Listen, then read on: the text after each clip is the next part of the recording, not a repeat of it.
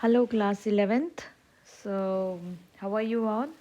I hope all of you are doing great. So, here we are going to now move on to our next topic, that is the bryophytes, right? That is our another lecture from the chapter Plant Kingdom, and we have finished with our algae part, and now we will talk about the bryophytes. Very roughly, you have idea that bryophytes, they are known as the amphibians of plant kingdoms.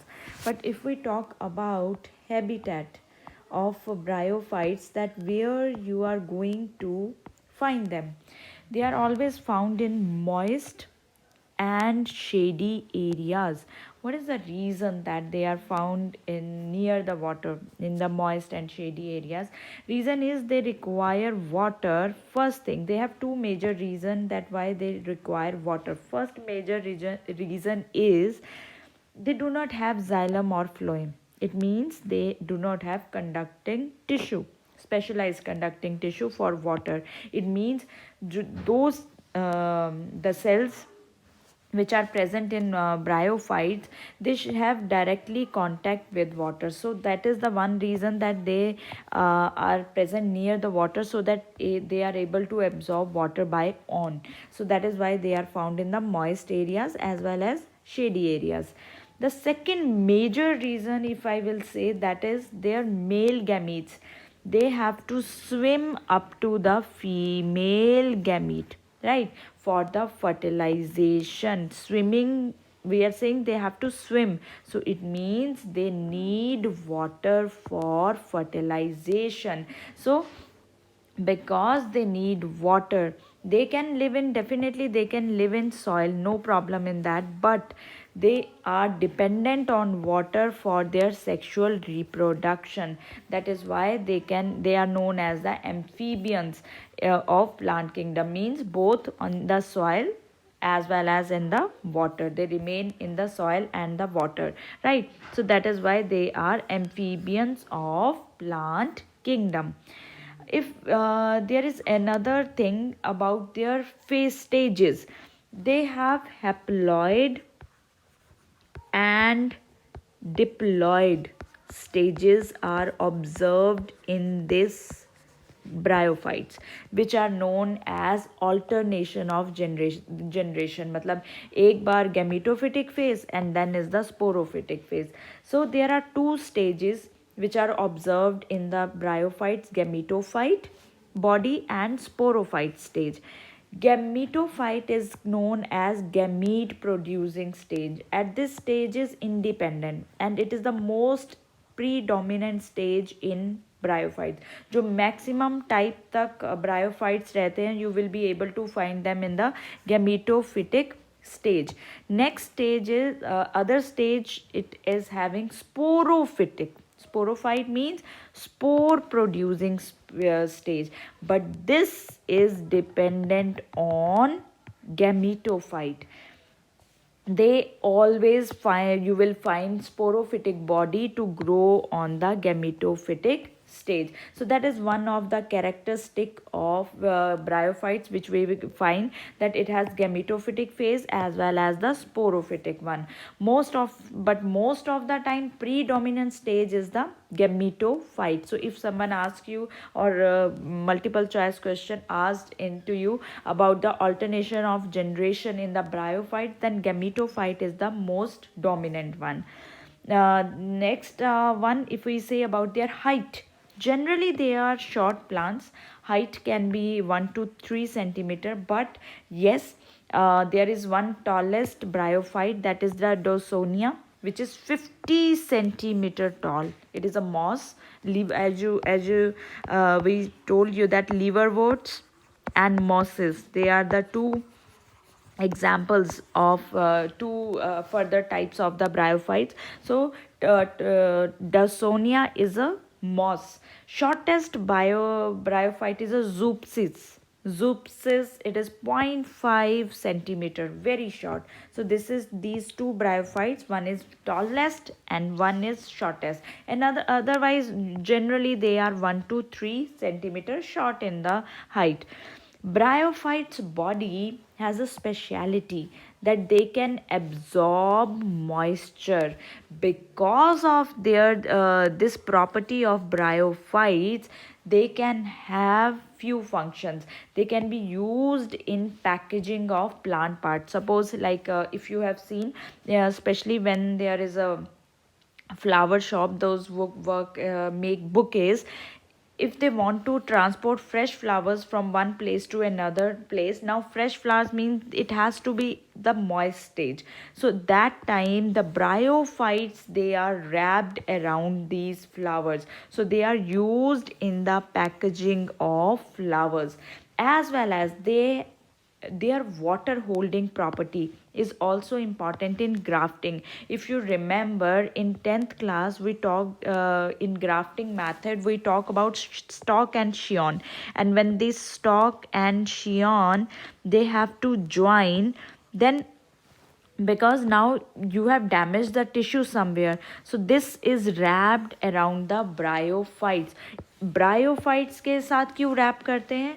Because it prevent this area to get dry, because bryophyte can absorb moisture for a very long time, so it is used to cover the grafted area. This is the property, this is the characteristics of the bryophytes, that they can absorb moisture.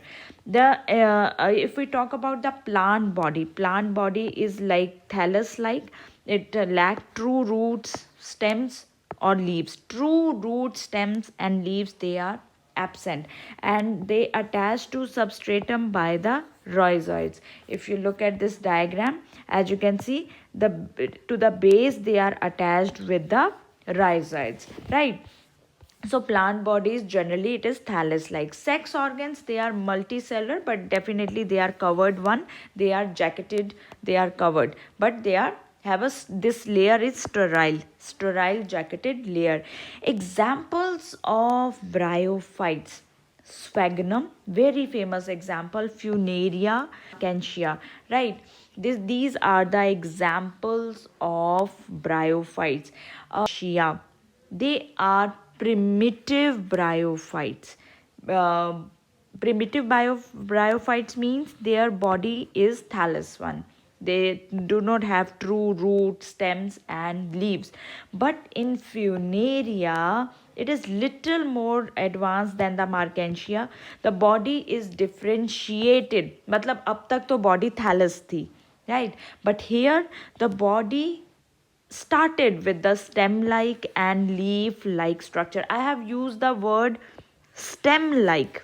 I'm not using exact word कि ये stem है.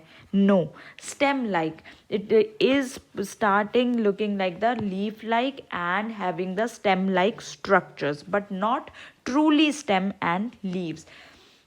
Okay, sex organs. Male sex organ is called antheridium, and it produces biflagellate antherozoids, which are the male gametes. Female sex organ is archegonium. It produces a single egg, which is a female gamete. As I already told you that they need water for the, because antherozoids, they have to swim to reach to the archegonia. So they are antherozoids, they move to archegonia through water. Now it reaches to female gametes, so they fuse and fertilize, zygote is formed, and finally a multicellular sporophyte is producing.